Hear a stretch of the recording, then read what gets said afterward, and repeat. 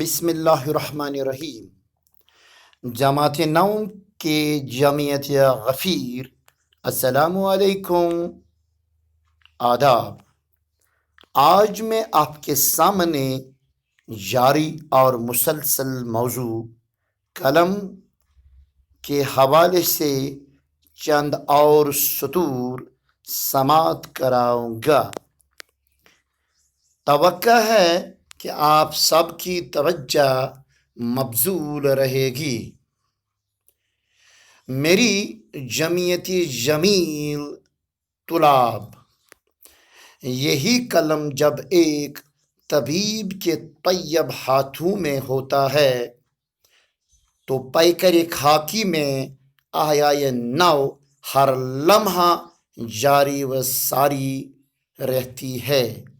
مایوس و مفلوق الحال افراد میں امید کے آثار و قرائن نظر آتے ہیں۔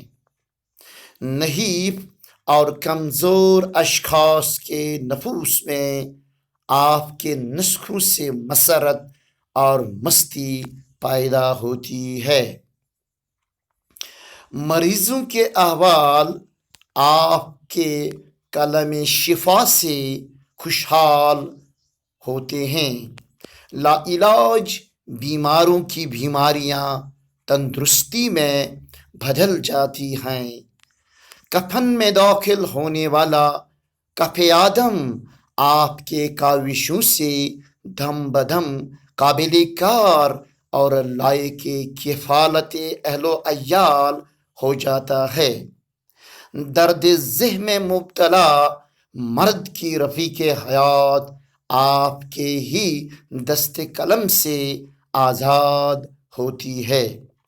آپ کے نقطۂ قلم سے ہی بطن مادر سے اولاد آدم آفرین ہوتے ہیں۔ بنات الہوا کے باقیات کا انحصار بھی آپ کے تجویز کردہ ادویات پر منحصر ہیں۔ نفوس اموات کے شرح میں حذف یا اضافہ بھی آپ کے نسخہ کیمیا میں محصور ہے۔ احیائے افراد کے اضافے کا دار و مدار بھی آپ کے کلمہ قلم میں مقفل ہے۔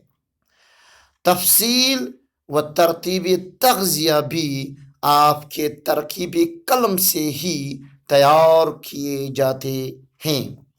تمام غذائی اجناس کی ترغیب و ترہیب بھی آپ کے ہی قلم سے ترتیب دیے جاتے ہیں۔ حتیٰ کہ ملبوسات تن و بدن بھی آپ کے مشورے سے مزین کیے جاتے ہیں۔ یہاں تک کہ رشتہ ارحام و ازواج بھی آپ کے آراء سے انجام دیے جاتے ہیں۔